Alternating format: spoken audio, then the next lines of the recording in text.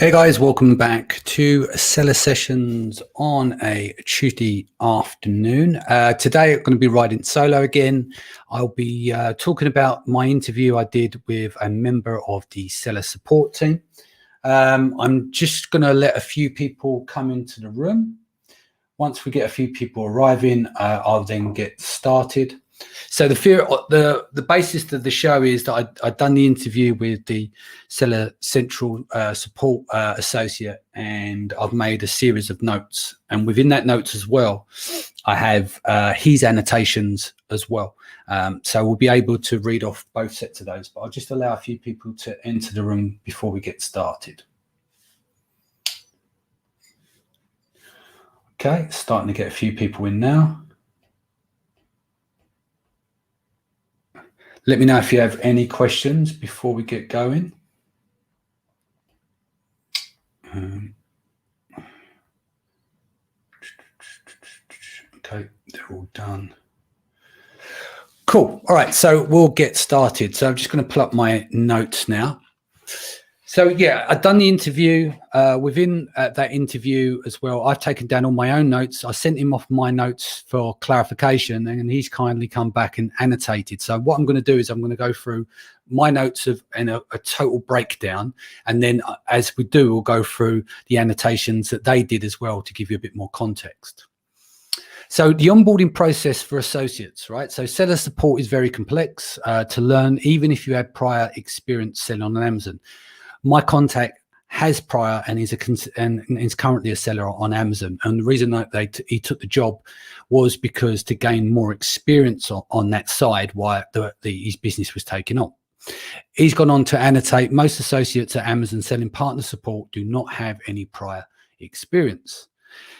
Only essential associates work locally at support. The rest are distributed remotely. He's gone on to say there are two types of associate contracts: permanently working remote from home, two office-based with flexibility to work a few days a week from home.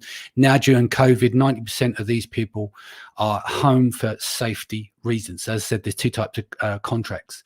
So part of the interview process there is they use a tool that simulates live tickets via their CRM. The CRM is called Paragon, which is an AI CRM. And what this does, it simulates all the cases you're expected to problem solve, right? So they're looking for a certain profile for people to do the job. Are they analytic, problem solving skills, customer centric, focused? They kick up things off with taking an original test, which is 1 to 2 hours long. And there are times when they're hired without interview, right? So they're pretty quick. So he's gone on to say here, not sure if this is relevant to mention, maybe better to say there are 3 outcomes. 1, failed and no hire. 2, second interview with HR hiring manager needed. And 3, a direct hire. So what they've got there is a very efficient setup with fingerprinting technology that generates a token key. So it's all very secure from working from home. He's gone on to say very efficient for the setup of onboarding and the IT tools. And of course, if everyone is working from home, depending on what country they're in, they want to be able to have a secure terminal that they're working from, hence the fingerprint area of things. And when I get into access to Seller Central accounts down the road, that will make more sense. Training. So training for kicking things off is 8 weeks long onboarding. The reason I'm telling you all this stuff now, because I'm going to do this as a multi-part series. And I think it's best to set the tone for exactly how it works, the characteristics behind it. So it makes it easier for people to raise the right type of tickets and know what they're dealing with. There's a lot of stuff in here what I'll go through today that kind of gets rid of some of the myths and the fact that a lot of people in seller support actually really care, but it doesn't seem to be that way on the surface for Amazon sellers. So the 8 weeks training is part of their onboarding. They're using these simulation tools to deal with real life problems in terms of the tickets. The first 6 weeks is very intense. And then what they do is they go through exams at every module under each of these topics, right? So the problem is if they have 2 that they result in not passing, then this will kick in a probation period. There is a monitoring period before they go live. Right at the beginning, none of the we talk about these setting targets and everything else. When they're starting out in seller support, there's no targets that are set, and it gives them time to get to understand how the system works. But there's a lot of areas and very complex to deal with. Annotations are added to open tickets. Everything needs to be written in English, right? This is going to be really important when I get into this. I just want to go into the annotation part here. Summary of the seller issue is 1. So when they annotate these tickets, this is what goes into your ticket. Summary of the seller issue. 2, research done, which workflow followed. 3, the ACE in order number info plus the SOP URLs. There's stacks of SOPs internally. And these are done with followed for troubleshooting plus tools used, and they're marked down as some tickets as TT, which is a trouble ticket. And then there's a number when an escalation ticket has been created by the associate as well.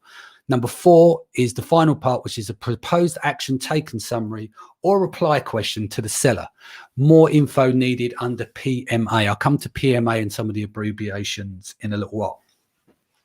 So effectively, all the steps are written down to reach the conclusion, and where they do use SOPs, then they would use the URLs within the annotation of those tickets, right? They have a quality control team that checks the associate tickets to make sure that they have been followed. So when you think about, we have these problems, you write a ticket and then they send these tickets back with the wrong answers. So you're thinking, well, they didn't read it, and how did quality control miss it? So we'll get into that in a bit as well. Everyone has to follow the same procedure, as they need to pick up each other's tickets, right? The 8 weeks training is only for general associates. So after the first 8 weeks, that doesn't even qualify them for FBA. That gets them to stage 1 to only support FBM. After that, they'll have module training. So then they'll have additional training for 1 to 2 weeks, which is category specific. Then they'll start to look at GTIN, brand registry, FBA, etc. And he's put correct, and only when associate is learned and certified by exam on the skill, support tickets on those topics will be handled. So it's very, very complex in the early days. So when we look at seller support and think we're dealing with a bunch of morons and that we know more than them, that's a fair enough comment. But when you've got to start from 0 to 8 weeks, the amount of stuff they have to learn, plus the system, plus my contact's been there, 3 months, and he already has 60 tools related to helping sellers. So it can be quite complex there on the back end. Monitoring never stops, as they can be randomly checked. These are checked against seller feedback surveys on the tickets. If the seller is not satisfied, the QA team will investigate along with randomized tickets. Quality monitoring is an important aspect to deliver the highest service for the seller. Obviously, the learning path is long and ongoing. Believe it or not, seller support is customer focused. More skills means more tools. Example, again, I mentioned earlier, my contact has 60 tools that he uses to help sellers. If you add more skills, then you're assigned more tools relating to these requirements. Amazon considers the serious sellers as customers as well. From the outside world, the end customer, which is the consumer, will always get the benefit of the doubt. That is the philosophy of Amazon. So we kind of know that, but I think we've just gone up the food chain a little bit, because there are people inside that actually give a shit about sellers. With the AI program, so Paragon is the software which is AI driven. The assumption from my contact is that there's the more that the associates feed the system with relevant information, the less associates needed and more efficient to solve these tickets. The AI gives suggestions to choose from, which is driven by keywords in the tickets raised by the seller. So this is very key here. We've already talked about, when we see listings and stuff get triggered for certain keywords and that take listings down and stuff. By being very clear in the body of the messaging of your tickets, when these are assigned, keywords play a massive role in the description. Now, I'm not going to say, duplicate certain keywords and over again to raise the what's the word for it? The flag on the ticket, or make sure it's getting to the right section. But there's definitely it's keyword driven in terms of how it's distributed. Now, I've called this the loop experience, right? So this is the most frustrating for both sellers and associates, because we know that, I'll give you an example. Let me just check the messages first here. Thank you, Danny.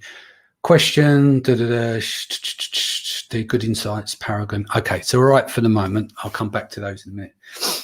So when I talk about the loop experience, is when you get stuck somewhere and it just goes round and round, verification and things like that. We've just had it recently with Databricks for the second time. We're on the preferred developers list for the agency. Through there, we have access to the developer tools. Now, the developer tools has to be a professional plan. But the problem is, if you have a professional plan and you don't sell products through that account, hence why, because you're managing loads of clients for the MWS keys, right? If you're not selling any products for that account, it downgrades it every 45 days and you have to go through verification hell. So the problem I had just up until recently, Ellis, is that to reprogram everything and use the new shitty API, which we've had to build around in order to have the sophistication at our fingertips that we need. The problem I had is there, you send them a ticket, you've got clear screen grabs, which says we're on the preferred developers list as an example. And all they do is they send these messages back that says, you need to upgrade to a pro plan. And this is MWS support and Seller Central. And it becomes frustrating because you're caught in that loop, because on one side it's used as a seller account, on the other side it's the developers tools, and in the middle you're stuck because you have to set up product, maybe a book or an ebook or something, and do an automate buy every 45 days just to keep the seller plan. And so you're going to get holes in the system.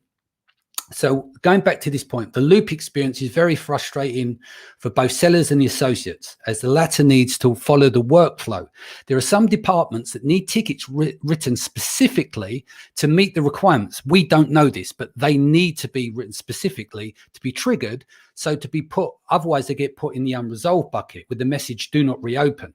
Right. And then what we do is we reopen and send that exact same message again. That's the wrong thing to do. We need to edit and rethink about how we send that message, because you're only going to go around in the system in a loop again. So if you go back and you get a ticket closed, think about how you can change that ticket to be more descriptive.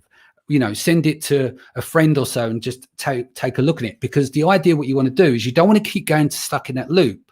You want to raise the ticket, so you make them adjustments so that it goes through the system again, and through the restarted process, what it means, it may get to the right department. So to wrap that section there, if you keep raising the same ticket but don't make no changes because you keep opening it, you're going to keep going around in a circle. If you make adjustments to the ticket, you've got more chance it reaching to the department that you need to go to. So he's put here, correct, delivering complete description of the issue, error codes, screenshots with timestamps in English. There's some really great stuff coming up here. Will help the associates create a more complete ticket that can be proposed faster and get the desired outcome. So when I say make sure you write everything in English, I'll come to that point in a moment. But with screen grabs, if you're doing a screen grab of, say, a certain area on your computer, make sure you do a full screen and grab the time stamp in there as well. The reason that it's for is if they're fixing a series of errors, that screen grab becomes old as it gets passed around. But if you have to do new screen grabs, then you've got a timestamp in there. And it also helps with anything related to fraud as well, because it's timestamped. So always make sure that if you can, even if your native, you know, your native language is German, for instance, you're going to get more beneficial and access to everyone if you can work your tickets in English and set your account. If you're based in Germany, change not only the language, but switch it to English as well. And then all of the teams that can pick it up, because all the teams will work in English as the #1 priority. If you're in sleepy Spain, for instance, they've got only a small core team. You won't get the support. But if you're Spanish with very good English, do everything in English, then you've got access to everyone. Always make sure the timestamp screenshot. Let me just have a look. This is another one as well. The best way a seller can kick things off is either an instant chat, okay, or request a callback. This is because where you have the human factor and it's in real time, you're able to deal with context of voice and answer questions very quickly back and forth on the phone. He's gone on to add, it helps the seller by speaking to a human. It helps the associate understand the issue better, as the seller does not use the same abbreviations as what they do internally, as well as the dialogue is more information that can be asked on the phone, which might be needed to proceed the support request. If done per email, a standard reply will be sent requesting the additional information. As the replies are auto-generated, which is written in a particular English with abbreviations, is often unclear what is expected from the seller, resulting in frustrations on both sides. So even though it's generated, all tickets are actually handled by humans, every single one of them. There isn't an autoresponder in the traditional sense. They've got the AI system, which gives them a series of suggestions. Choose this one, this one, this one, or they can override, and then they can edit that if any of them are not correct. Going back to the point earlier on, the more you feed the AI system, the more sophisticated it gets and makes better decisions in terms of serving suggestions in the future. All right, let's just check the comments. Cool. Okay, so targets and measurements. New associates are not set targets in the early days. Amazon find it's more important at the very beginning to focus on the quality and the knowledge. Later, they will focus a bit more on productivity and efficiency. One of the things here as it gets measured is reopened tickets are measured and a number is associated to it. When the seller hits the frustrated button, okay, a little tip here, hit the frustrated button, it helps support understand how the seller feels about this situation. Frustrated tickets will get a higher ranking as more urgent as support are trying to make the seller feel more value. I'll go on to say there are no financial incentives for associates. All the targets are based on efficiency and quality of which they have to meet in terms of a standard. If you do not meet the targets, you will be closely monitored. So big brother there. If you do great, it puts you in a window for promotions internally. He's gone on to say, absolutely. Amazon is an organization that highly stimulates and promotes everyone to develop their career inside of the company. So I had a couple of questions here. So what I'm going to do is I'll do a next phase of this. I just wanted to do the introduction part and we can turn this into a series and get more developed, right? Go in depth with the catalog team, go in depth with stuff like brand registry and certain important aspects that are quite frustrating. Tal says, we like opening an email ticket so you can name the subject, then calling it in. What is the frustrated button? Is there a rank to resolve the ticket?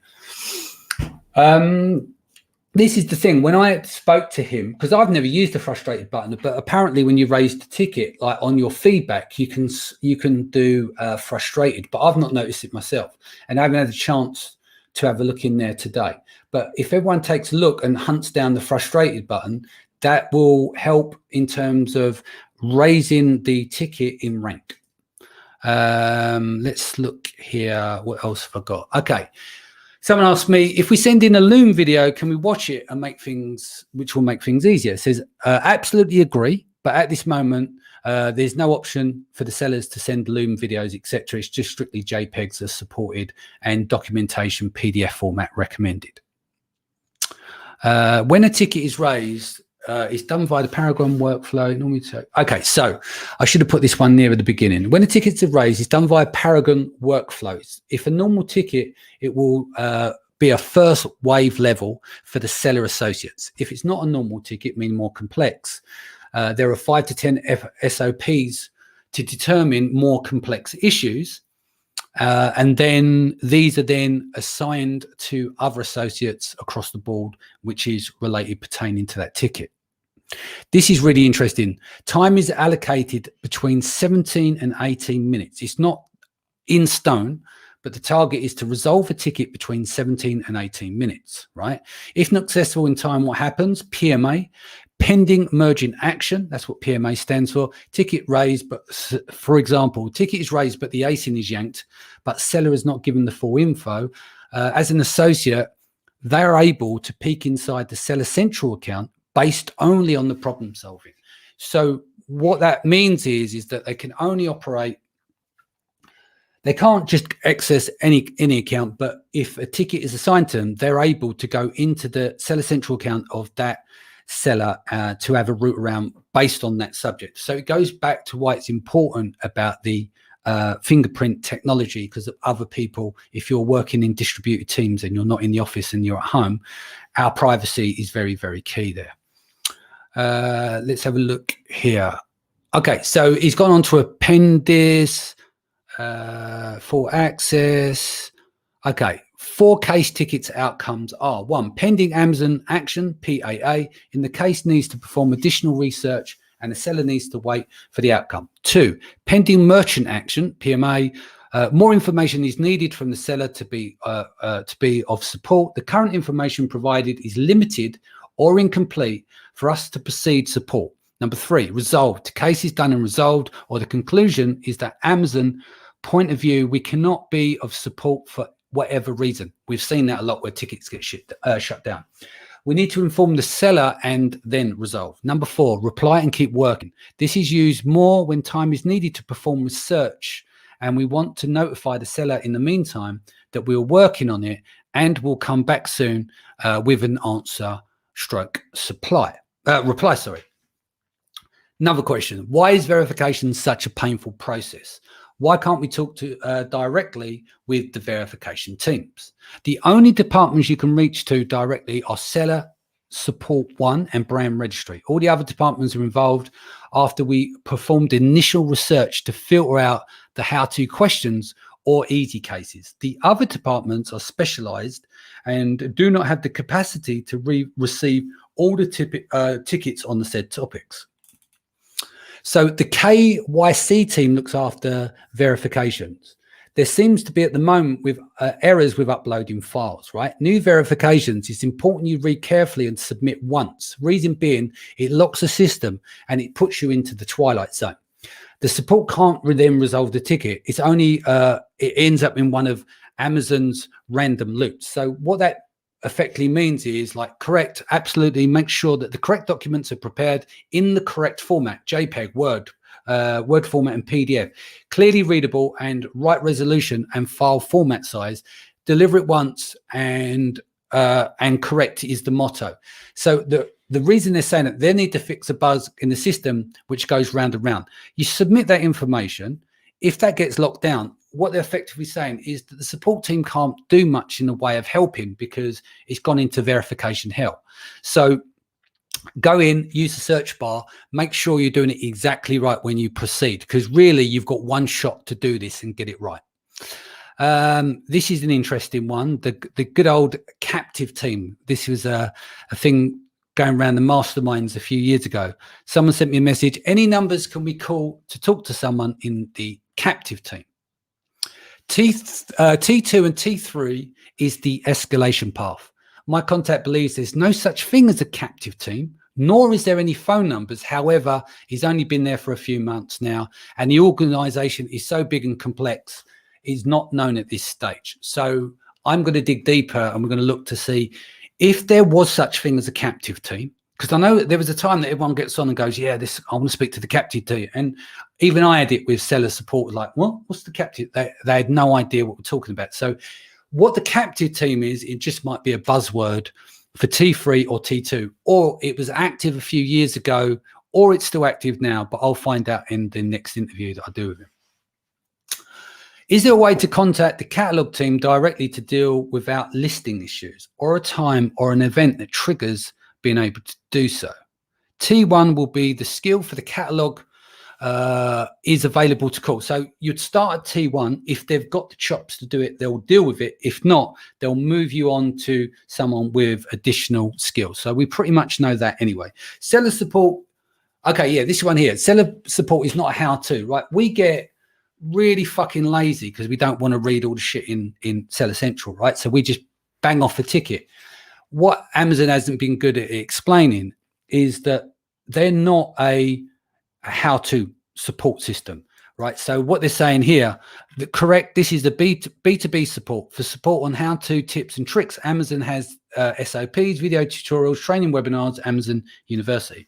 So I think if you want to get more results and help the team there, if you want to say, you know, you don't know how to use it and you go, how do you put up a listing? There's easy, you can just do a search and find that. So I think what it is that they're trying to, they'll pretty much ignore the lazy messages that get sent in, or they won't get as much help and they'll just get the cut and paste mails back. What else have I got here? Okay, so this is kind of abusive by side, but I'll read it out because we're seller sessions. Seller support, seller deny support more like, seller identity verification fucking useless, Brand registry, support, fucking useless. Am I being clear? Fucking useless. I think we got your point there. That's the whole point of me doing this interviews and find out some information. So hopefully you probably have to go back and make some notes from this. There's a lot of stuff I did cover, but I think in this episode, really it's going to be about, are we raising tickets in the right way? They are humans at the other end, right? So if we're on the phone to them pissed off and we act like a dick, can we expect support from them? Pretty much no. If you're rude to people, what do you expect the answer to be? So let's think about that as well. I know we get fucking stressed out and it's annoying and everything else, but let's think about the humans at the other end of the phone are trying to do their best. And if we can adjust the way that we operate as well, we will get more results. But so key things here, jump on the phone or do instant message instead of raising the ticket. I'm going to look for the frustrated button after shortly as well, because I like that idea of getting those tickets bumped up. I understand what Tal's saying earlier on is that I've done it in the past as well. You raise the ticket and then you make the phone call, then you reference the ticket, and that's a lot easier.